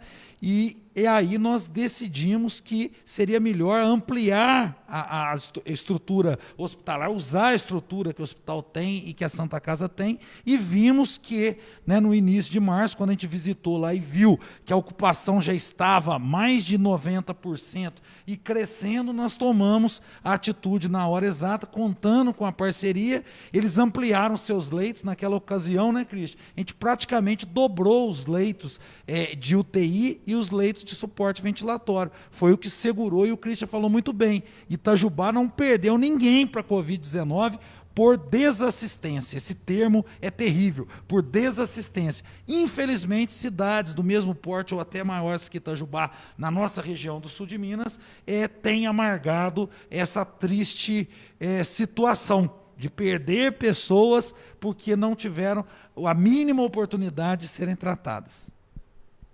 Pessoal, a gente colocou alguns gráficos aqui, né, no início da nossa conversa, e estamos caminhando para o final dessa nossa primeira live aqui na prefeitura, no gabinete, né, do prefeito. E a gente vai voltar, né, com 2 gráficos para a gente finalizar. E é muito importante você que está chegando agora, vá lá atrás, você que tiver a oportunidade, né, dos mais variados assuntos que a gente tratou aqui, o que quer saber, né, a gente falou sobre taxa de óbitos, falamos também aqui sobre o programa Minas Consciente, que hoje, na decisão do comitê lá no estado, Itajubá entrou na onda vermelha. Então a gente vai ter, né, o retorno do comércio, com algumas restrições, mas a gente vai poder, né, todo o comércio, de maneira geral, vai poder voltar a funcionar. A gente conversou um pouquinho sobre isso aqui. Falamos também da vacinação. Então, você que quer saber, né, um pouco sobre o que está acontecendo, como é que está, entre lá. E aí agradeço demais, né, a participação de todos vocês. A gente vai pegar, né, essas perguntas e dentro do possível, né, quem sabe numa próxima live, e a gente vai tentar fazer aqui uma live por semana. Eu acho que é um assunto interessante para a gente poder estreitar essa relação com a população, trazer já nessas perguntas que foram colocadas aqui, que não foram respondidas, e até mesmo os temas. E aí a gente tem uma sugestão aqui do tema que é educação, né, do retorno às aulas. Agradeço imensamente a participação de todos vocês, né, que estão conosco. E devagarzinho a gente vai citando aqui.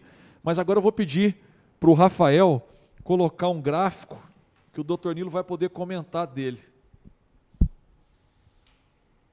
O gráfico número 3.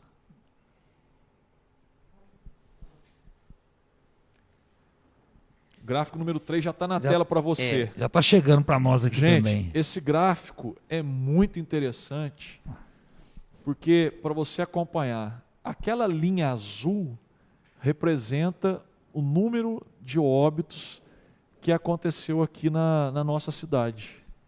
Vocês veem que lá, né, desde o início da pandemia, no início de 2020, né, final do mês de março, então abril provavelmente foi quando nós tivemos o primeiro óbito e a coisa foi, e a linha foi indo. Ó. Você vê que a linha, você vai acompanhando a linha, ela vai subindo numa crescente e aí chega, né, provavelmente no mês de março, que foi quando aconteceu esse aumento vertiginoso, essa linha subiu consideravelmente. É o desenho da linha de Itajubá, a linha azul. E o que é a linha vermelha?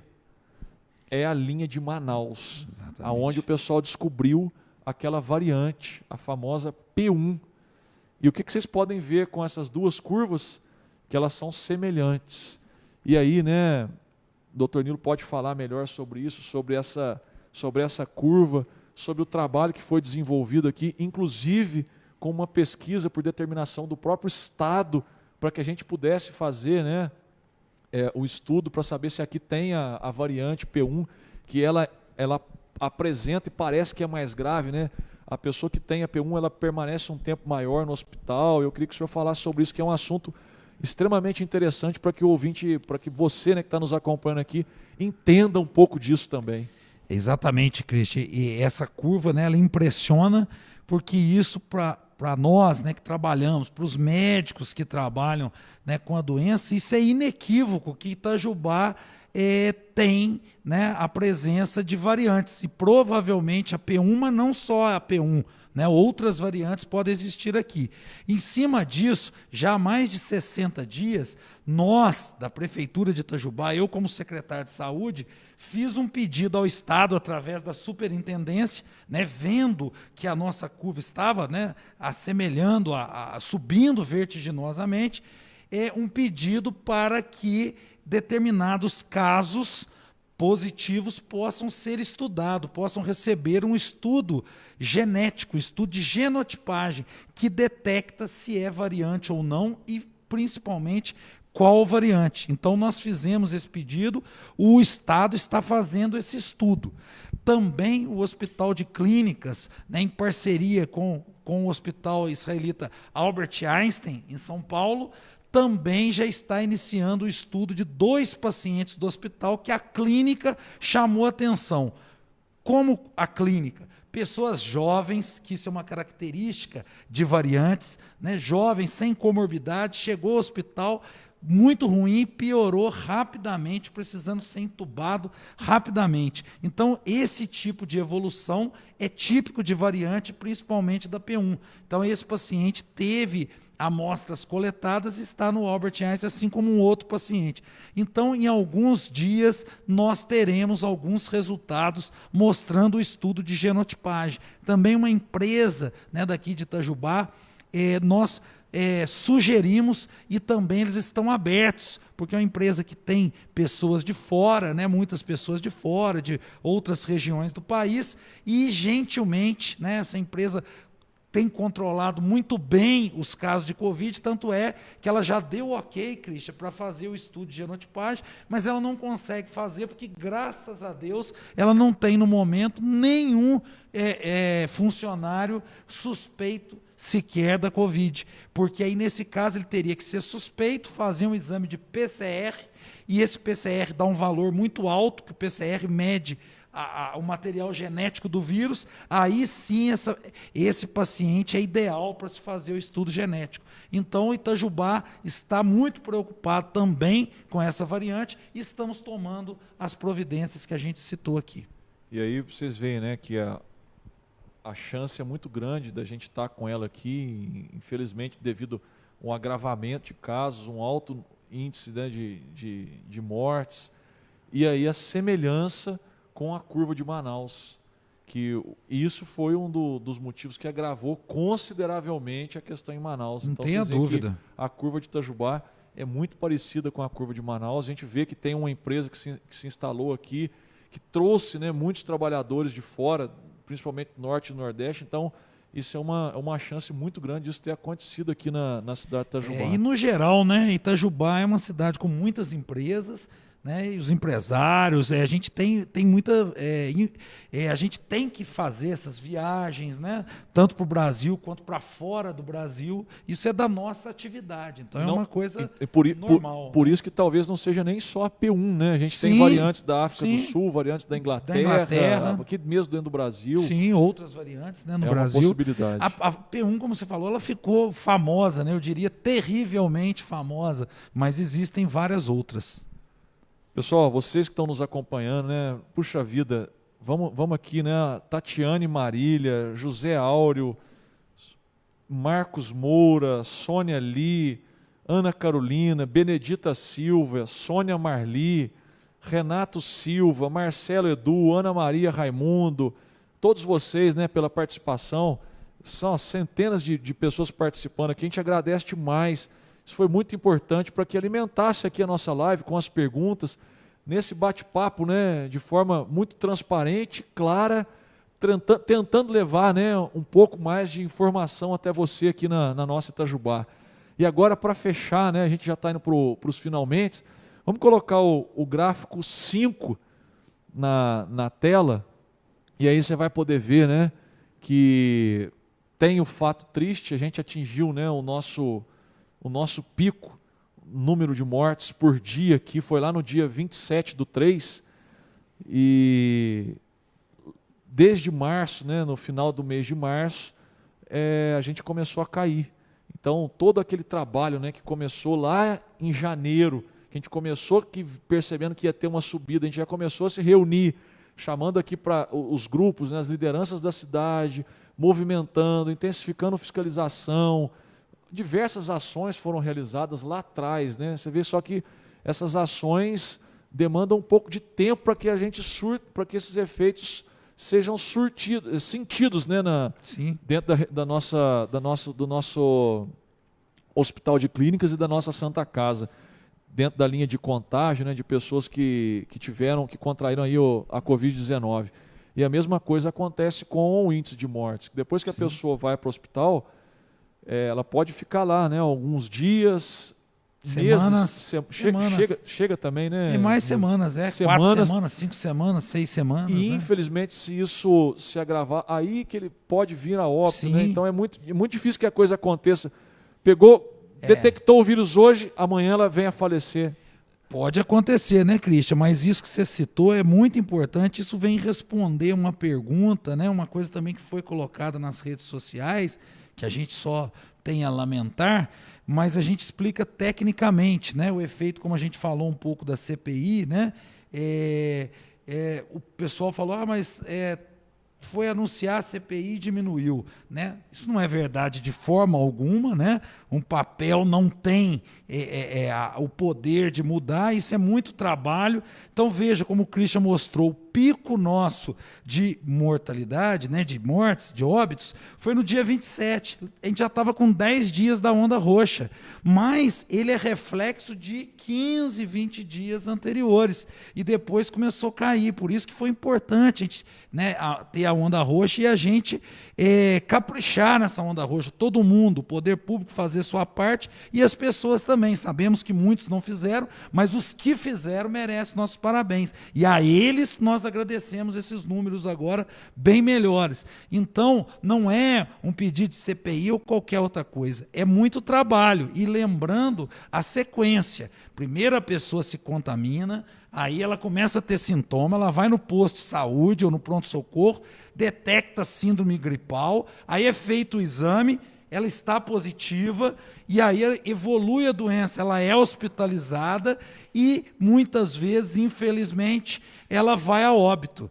Então, quando as coisas melhoram, elas melhoram nesse sentido também. Primeiro tem que diminuir o número de infectados, depois o número de internações, para depois diminuir os óbitos. E aí o que aconteceu é que foi, né, os números já vinham diminuindo muito antes dessa ação, desse pedido. Né? A gente já documentava, e quem segue o boletim sabe, os óbitos ainda não tinham dado esse resultado, como eu falei, que demora, mas os casos já tinham caído, inclusive as hospitalizações, e aí em seguida caiu os óbitos. Né? E realmente não cai de uma vez. Nós tivemos aí 2 dias com 0, mas outro dia com 3, outro dia com 1, outro dia com 4, e nós vamos oscilando, mas se fizer uma média, já diminuiu sensivelmente o número de óbitos. E não é à toa que nós fomos classificados na onda vermelha. Pessoal, a gente vai finalizando, né? Eu peguei aqui 2 perguntas, doutor Nilo, rápido aqui, que a pessoa me perguntou. Meu cunhado já está com 80 anos e ainda não foi vacinado da segunda dose.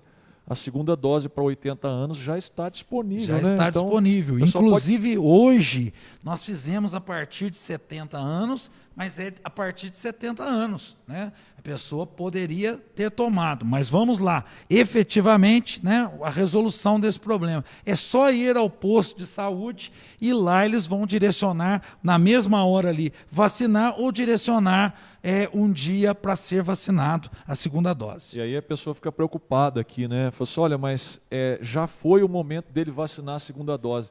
Só que a vacina dele está garantida. Sim. Ele vai poder vacinar. Que a gente viu algumas cidades fazendo isso, né? A pessoa estava com 75 anos. Isso é verdade. E aí ela só vacinava os de 75. A pessoa chegava lá com 78. Não pode vacinar porque o seu dia já foi. Isso não é uma coisa que a gente está fazendo aqui em Itajubá. A pessoa, e aconteceu na Xavier Lisboa, né? Sim, nós estávamos juntos lá. lá. Forte abraço ao Sr. Benedito. Sr. Benedito, lá da Varginha. 84 anos, né? Nós estávamos vacinando aquele dia. 73, 74. Ele com 84 chegou lá, recebeu a vacina porque é um direito dele. Então, e agora, né? Quem que está recebendo a segunda dose? 70 anos. Mas é muito importante que você se atente que você tem que ter pelo menos 14 dias da primeira dose. Se for a Coronavac. Se for a Coronavac. E pelo menos 45 dias se for a AstraZeneca. E lembrando também, o paciente de 80 anos que foi falado, pacientes de 80 anos nós vacinamos em casa. Então também pode ficar tranquilo, se quiser ir ao posto, procurar saber, né? Mas também pode ficar tranquilo que será vacinado em casa. Infelizmente, a vacinação em casa, que Itajubá faz e faz muito bem, muito mais do que outros municípios, o que acontece é que muitas vezes nós vamos em casa e nós não encontramos a pessoa a ser vacinada. Né? E volta novamente, mas às vezes realmente não consegue. Tipo o Sr. João que nós encontramos lá no mercado municipal. Exatamente. Né, puxar a orelha do Sr. João, 74 anos de idade, vai todo dia no mercado passear. Exatamente. Mas a gente deu uma dura nele lá aquele dia. Então a gente reforça esse pedido, né, gente, para finalizar aqui. A importância, a gente está vendo que os números têm melhorado, os números de óbitos têm caído, o número de pessoas que têm pegado, né, a Covid-19 tem diminuído, mas é muito importante que a gente continue atento, utilizar a máscara, incomoda, mas a vida precisa estar acima de tudo. Sem dúvida. Vamos lembrar daquele comercial, né? Quantos familiares, quantas pessoas próximas a você aceita que perca a vida nessa pandemia? Eu nenhuma. Nenhuma. E você que está acompanhando a gente, eu tenho certeza também que nenhuma. Então vamos seguir, né, as medidas de distanciamento, utilizar máscara, higienização das mãos, evitar tocar, para que a gente possa dar sequência à nossa vida. Evitar aglomerações, né? Isso é Evitar muito aglomeração. importante. Pessoal, mais alguma coisa, doutor Nilo? Não, se deixar a gente fica aí até amanhã, né, Cristian? Mas foi assim uma experiência muito boa, né? Acho que conseguimos, né, comunicar e as próprias mensagens aí, tanta gente conversando, interagindo, mostra isso, né? E eu acho que é importante que a gente tenha essa oportunidade mais vezes para estar comunicando direto com os nossos queridos e queridas itajubenses. Olha aqui a mensagem da Raquel William, uma mensagem muito forte, ó. Se acha que a máscara incomoda, não queira experimentar estar entubado para ver o que é incômodo. Então, isso aí é exatamente, né, a gente que está aqui, né, vivendo as nossas vidas, utilizando máscara. Tem gente que às vezes nem utiliza a máscara porque acha que ela incomoda. Então, eu falo que a gente tem que pensar na gente, mas também preocupar com o outro. A Raquel falou muito bem aqui. Muito obrigado, né, gente? Agora a gente vai finalizando aqui, então, agradecendo a todos vocês, Rodrigo, Raquel, Renato, Tatiane, Jeremias, Guiomar, Arlete, o Mauro, Raimundo, João, Ruth Duarte, Ana Venina, enfim, pessoal, todos vocês que participaram aqui, a gente vai, logo que terminar, né, a gente vai tentar pegar as perguntas, tentar responder a todos vocês. Vamos utilizar, né, os nossos canais de comunicação, o meu Facebook, o meu Instagram, Facebook e Instagram do Dr. Nilo, a página da prefeitura, para que a gente possa, né, às vezes não de maneira direta, mas colocar lá, para que vocês acompanhem e saibam, né, o que está acontecendo, para que você tenha acesso a essa informação e possa, né, de alguma forma ajudar a você nessa pandemia. Que se Deus quiser, com fé em Deus, nós vamos superar e vamos poder retomar as nossas vidas do jeito que todos nós gostaríamos e gostamos de viver nesse mundão que é a melhor coisa do mundo, né? Isso aí. Então, muito obrigado a todos vocês, um forte abraço, fiquem com Deus e até a próxima. Grande abraço a todos. E em tempo aqui, a nossa secretária adjunta de saúde lembrou aqui, Cristian, o que a gente sempre fala nas redes sociais e nas rádios que a gente vai, a parceria com a Faculdade de Enfermagem, que muito tem nos ajudado a vacinação, principalmente a vacinação em casa. Então, a todos, um grande abraço, fiquem todos com Deus.